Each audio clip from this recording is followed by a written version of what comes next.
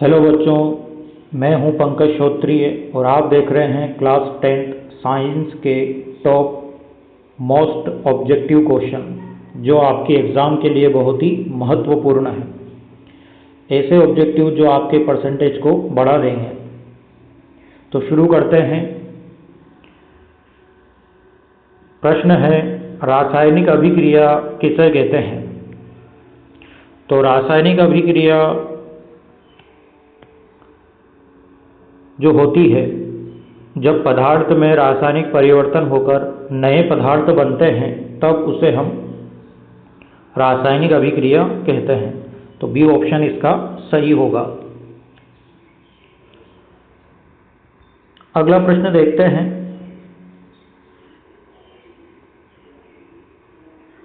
रासायनिक समीकरण क्या है?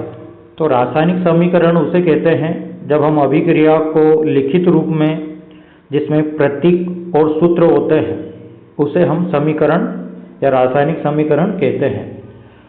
तो अभिक्रिया का लिखित रूप जिसमें प्रतीक और सूत्र होते हैं उसे हम रासायनिक समीकरण कहते हैं। अगला प्रश्न है, संतुलित रासायनिक समीकरण किसे कहते हैं? तो जिसमें दोनों ओर परमाणुओं की संख्या बराबर हो। अगला प्रश्न है, रासायनिक अभिक्रिया को लिखित रूप में व्यक्त करने को क्या कहते हैं? तो इसे हम समीकरण कहते हैं।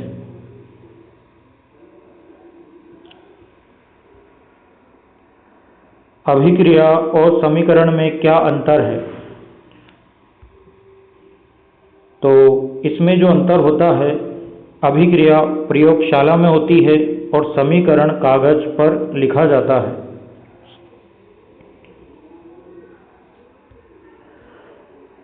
रासायनिक समीकरण लिखते समय अभिकारक किस ओर लिखे जाते हैं? तो अभिकारक जो होते हैं उन्हें हम बाईं ओर लिखते हैं, जबकि जो उत्पाद होता है उसे हम दाईं ओर लिखते हैं।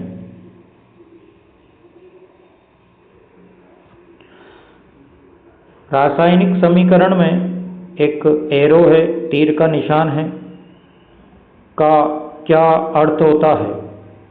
तो इसका अर्थ होता है अभिकारकों से उत्पाद बनने की दिशा।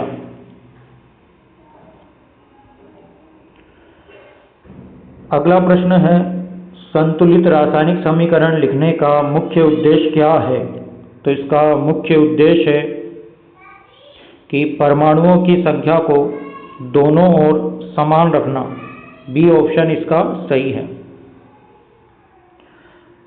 अगला प्रश्न है, संतुलित रासायनिक समीकरण लिखना क्यों आवश्यक है?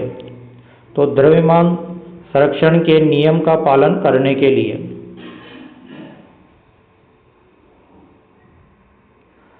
यदि कोई समीकरण संतुलित ना हो तो वह क्या मानी जाती है? तो उसे हम अपूर्ण समीकरण मानते हैं।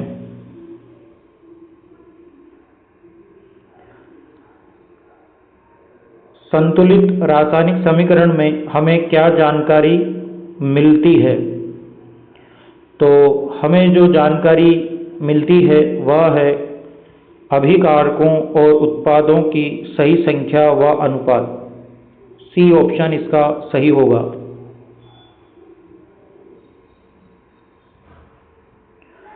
संयोजन अभिक्रिया किसे कहते हैं? तो जब दो या दो से अधिक पदार्थ मिलकर एक ही उत्पाद बनाते हैं उसे हम संयोजन या योगात्मक अभिक्रिया कहते हैं।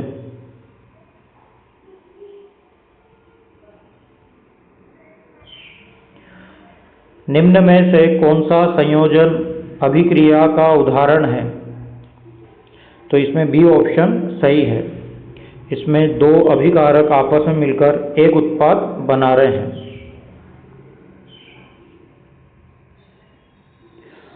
अगला है, एक समीकरण है कैल्शियम ऑक्साइड और जल की, जिसमें कैल्शियम हाइड्रोक्साइड बनता है। यह किस प्रकार की अभिक्रिया है? तो यह संयोजन या योगात्मक अभिक्रिया का उदाहरण है। जब हाइड्रोजन और क्लोरीन आपस में मिलकर HCl बनाते हैं, तो यह कौन सी अभिक्रिया का उदाहरण होगा? तो यहाँ पर यह जो अभिक्रिया होगी वह होगी संयोजन अभिक्रिया।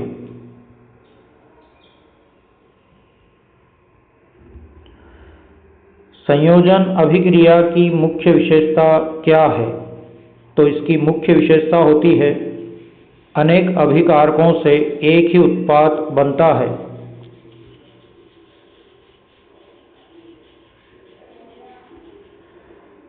अगला प्रश्न है, ऊष्माक्षेपी अभिक्रिया किसे कहते हैं? तो वह अभिक्रिया जिसमें ऊष्मा उत्सर्जित होती है।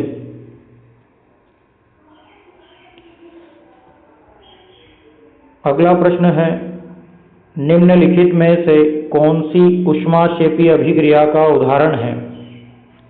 तो इसमें बी ऑप्शन सही होगा, क्योंकि इसमें ऊष्मा बाहर निकल रही है। दहन अभिक्रिया सामान्यतः किस प्रकार की अभिक्रिया होती है? तो ऊष्माक्षेपी होती है। एक समीकरण दी गई है, इसमें हमें बताना है कि यह कौन सी अभिक्रिया का उदाहरण है। तो यहाँ पर ऊष्मा बाहर निकल रही है, इसलिए ऊष्माक्षेपी अभिक्रिया का उदाहरण होगी। अगला प्रश्न है, ऊष्माक्षेपी अभिक्रिया की मुख्य विशेषता क्या है? तो इसकी मुख्य विशेषता होती है इसमें ऊर्जा ऊष्मा के रूप में बाहर होती है। अगला प्रश्न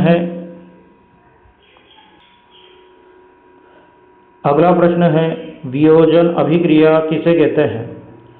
तो इसका सही ऑप्शन होगा जब एक ही यौगिक टूटकर दो या अधिक सरल पदार्थ बनाते हैं।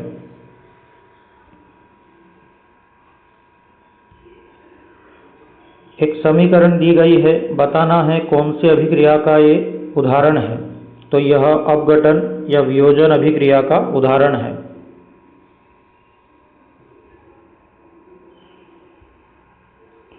एक अभिक्रिया है, बताना है कि किस प्रकार की यह अभिक्रिया है। तो यहाँ पर यह अभिक्रिया ऊष्मीय वियोजन अभिक्रिया है।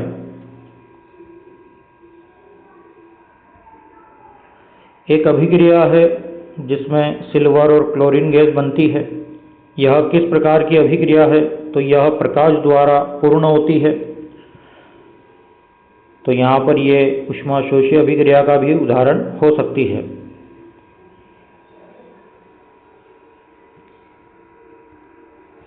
अगला है, जल का विद्युत अपघटन करने पर क्या प्राप्त होता है? तो इसमें हमें हाइड्रोजन और ऑक्सीजन प्राप्त होता है।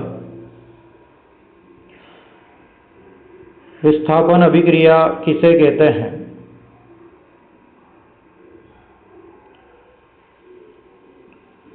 जब कोई अधिक अभिक्रियाशील धातु कम अभिक्रियाशील धातु को उसके यौगिक से बाहर कर देती है, उसे हम विस्थापन अभिक्रिया कहते हैं।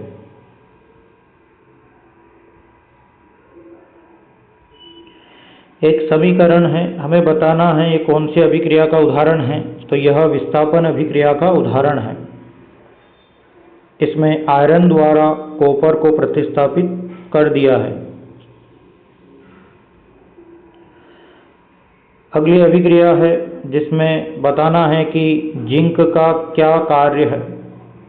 तो जिंक जो कर रहा है वो हाइड्रोजन को विस्थापित कर रहा है।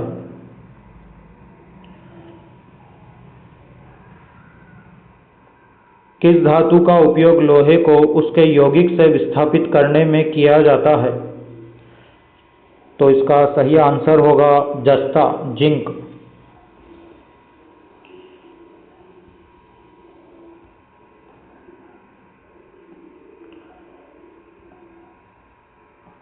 द्विविस्थापन अभिक्रिया किसे कहते हैं? तो जब दो यौगिकों के आयन आपस में बदलकर नए यौगिक बनाते हैं तब उसे हम द्विविस्थापन अभिक्रिया कहते हैं। हमें बताना है ये कौन सी अभिक्रिया का उदाहरण है। तो यह द्विविस्थापन अभिक्रिया का उदाहरण है।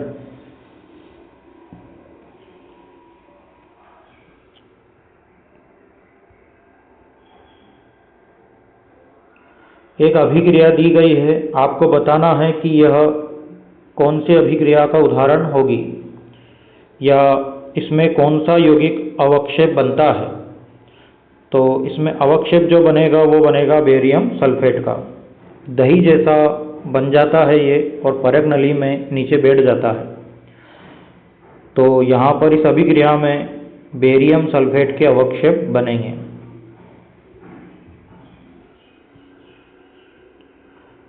द्विविस्थापन अभिक्रिया के सामान्य उदाहरण कौन से हैं या कौन सा उदाहरण द्विविस्थापन अभिक्रिया का होगा। तो यहाँ पर सी ऑप्शन इसका सही है।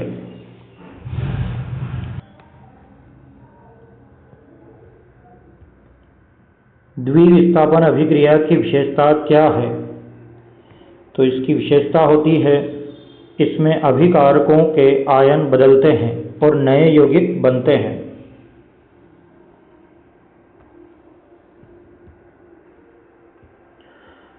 ऑक्सीकरण अभिक्रिया किसे कहते हैं। तो वह अभिक्रिया जिसमें कोई पदार्थ ऑक्सीजन ग्रहण करता है या हाइड्रोजन खो देता है। एक अभिक्रिया है, हमें बताना है ये किस प्रकार की अभिक्रिया है। तो यह ऑक्सीकरण अभिक्रिया का उदाहरण है। जब किसी धातु पर जंग लगती है तो वह किस प्रकार की अभिक्रिया होती है। तो वह ऑक्सीकरण अभिक्रिया होती है।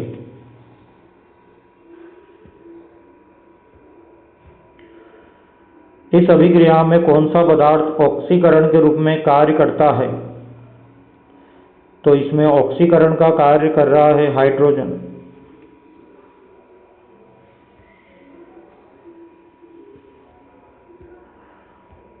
ऑक्सीकरण अभिक्रिया में क्या परिवर्तन होता है। तो इसमें जो परिवर्तन होता है वह है पदार्थ ऑक्सीजन ग्रहण करता है या हाइड्रोजन खो देता है।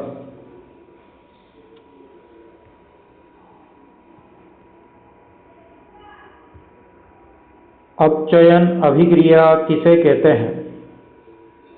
वह अभिक्रिया जिसमें कोई पदार्थ ऑक्सीजन ग्रहण करता है। तो यह तो ऑक्सीकरण अभिक्रिया होती है।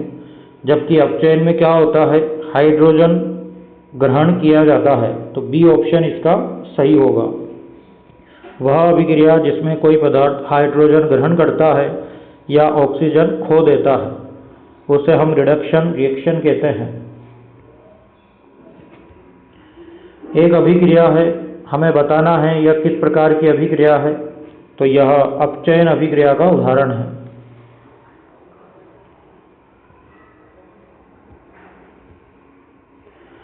हाइड्रोजन का प्रयोग किस प्रकार की अभिक्रिया में धातु को शुद्ध करने के लिए किया जाता है। तो वह अपचयन अभिक्रिया होती है।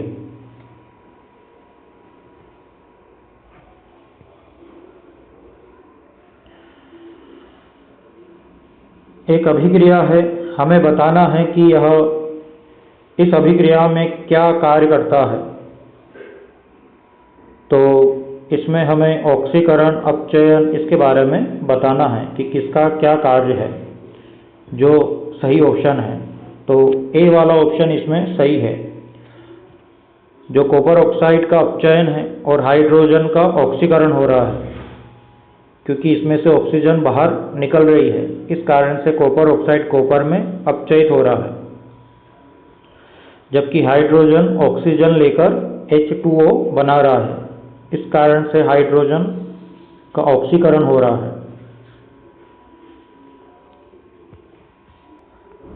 अगला प्रश्न है, अपचयन अभिक्रिया की मुख्य विशेषता क्या है। तो इसकी मुख्य विशेषता होती है इसमें पदार्थ हाइड्रोजन ग्रहण करता है या ऑक्सीजन खो देता है।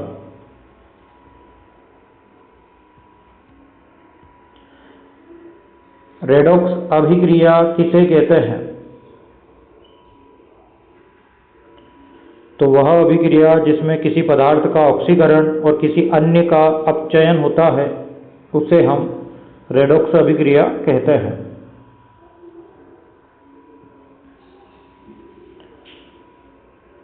एक अभिक्रिया है, इसमें हमें बताना है कि इसमें किसका ऑक्सीकरण हो रहा है और किसका अपचयन हो रहा है।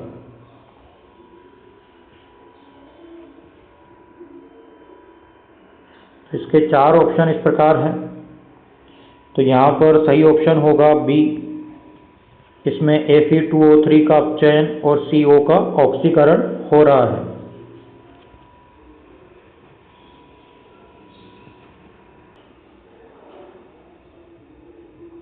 अगला प्रश्न है, एक अभिक्रिया है, इस अभिक्रिया में हमें बताना है ऑक्सीकरण किसका हो रहा है, कौन ऑक्सीकरण की तरह कार्य कर रहा है और कौन अपचयन की तरह। तो यहाँ पर हाइड्रोजन जो है वो ऑक्सीकरण का काम कर रही है और क्लोरीन अपचयन का, क्योंकि हाइड्रोजन की ऑक्सीकरण अवस्था यहाँ पर 0 है, क्लोरीन की भी 0 है। लेकिन जैसे ही यहाँ इधर प्रोडक्ट बनेगा तो हाइड्रोजन यहाँ पर +1 में कन्वर्ट हो रहा है और उसके अलावा हाइड्रोजन H+ में और Cl-। इसका अर्थ है कि हाइड्रोजन इलेक्ट्रॉन दे रहा है तो इलेक्ट्रॉन देने वाले का ऑक्सीकरण होता है और जो इलेक्ट्रॉन लेता है उसका अपचयन होता है। तो यहाँ पर क्लोरीन गैस का क्या हो रहा है, अपचयन हो रहा है। क्लोरीन का HCl में अपचयन हो रहा है, जबकि हाइड्रोजन का HCl में ऑक्सीकरण हो रहा है।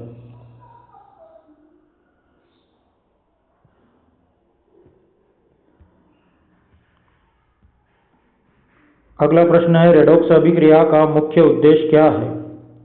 तो इसका मुख्य उद्देश्य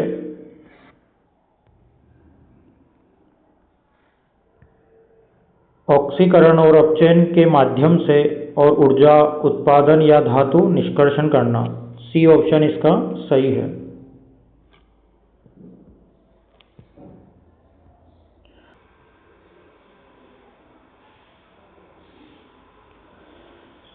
अगला प्रश्न है, कौन सी अभिक्रिया रेडॉक्स अभिक्रिया का उदाहरण नहीं है। तो यहाँ पर जो ऑप्शन दिए गए हैं वो चारों ही रेडॉक्स अभिक्रिया है। तो यहाँ पर जो प्रश्न है ये गलत है।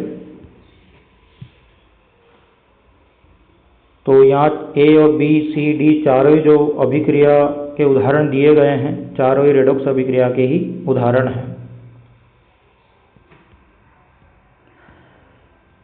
ऊष्माशोषी अभिक्रिया किसे कहते हैं। तो हम जानते हैं जिसमें ऊष्मा की आवश्यकता होती है उसे हम ऊष्माशोषी अभिक्रिया कहते हैं।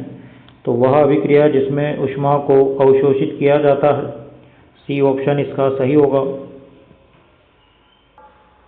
अगला प्रश्न है, एक अभिक्रिया है जिसमें हमें बताना है कि यह किस श्रेणी में रखा गया है या कौन सी अभिक्रिया का यह उदाहरण है। तो यह ऊष्माशोषी अभिक्रिया का उदाहरण है।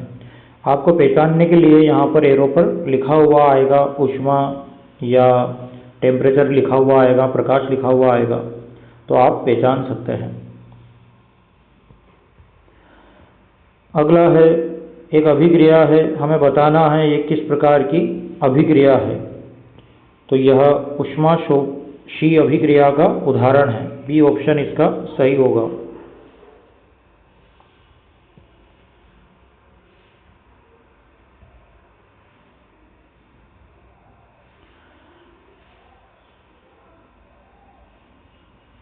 अगला है, ऊष्माशोषी अभिक्रिया की विशेषता क्या है। तो इसकी विशेषता जो होती है ऊर्जा ऊष्मा के रूप में अवशोषित होती है।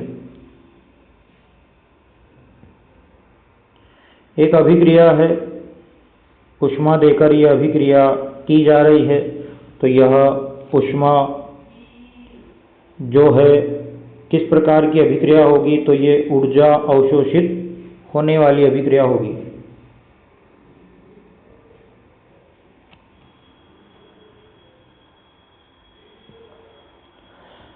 अगला है, श्वसन किस प्रकार की अभिक्रिया है।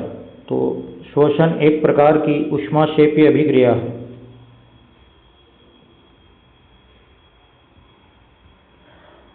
श्वसन में ग्लूकोज और ऑक्सीजन से क्या बनता है।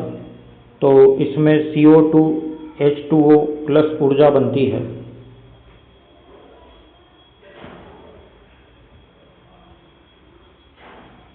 अगली अभिक्रिया है, हमें बताना है किस प्रकार की अभिक्रिया होती है। तो इसमें ऊर्जा बाहर निकल रही है, इसलिए यह ऊष्माक्षेपी अभिक्रिया का उदाहरण होगी। अगला प्रश्न है, संक्षारण किसे कहते हैं। तो संक्षारण हम जानते हैं कि वह प्रक्रिया जिसमें धातु धीरे धीरे रासायनिक क्रिया करके नष्ट हो जाती है, उसे हम संक्षारण कहते हैं। अगला प्रश्न है, एक अभिक्रिया है, हमें बताना है किस प्रकार की अभिक्रिया है। तो यह अभिक्रिया संक्षारण वाली अभिक्रिया या जंग लगना कहलाती है।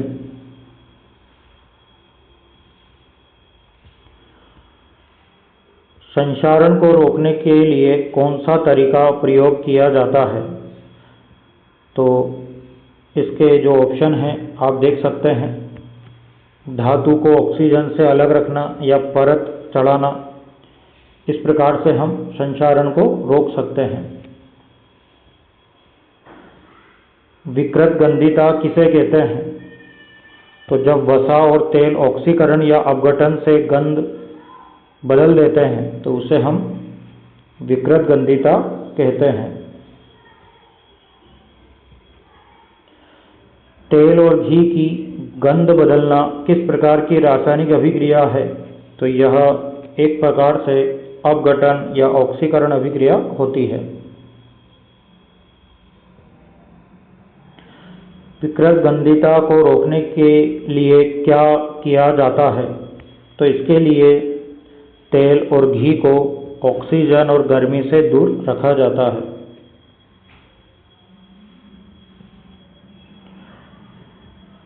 चिप्स और अन्य खाद्य पदार्थों में नाइट्रोजन क्यों भरा जाता है। तो विकृत गंधिता को रोकने के लिए। चिप्स में नाइट्रोजन भरने से क्या फायदा होता है। तो इसका फायदा होता है कि तेल और वसा के ऑक्सीकरण से बचाता है। तेल और वसा के ऑक्सीकरण से बचाता है।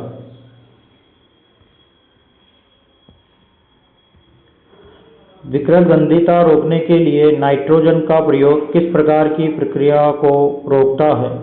तो यह रोकता है वसा और तेल का ऑक्सीकरण।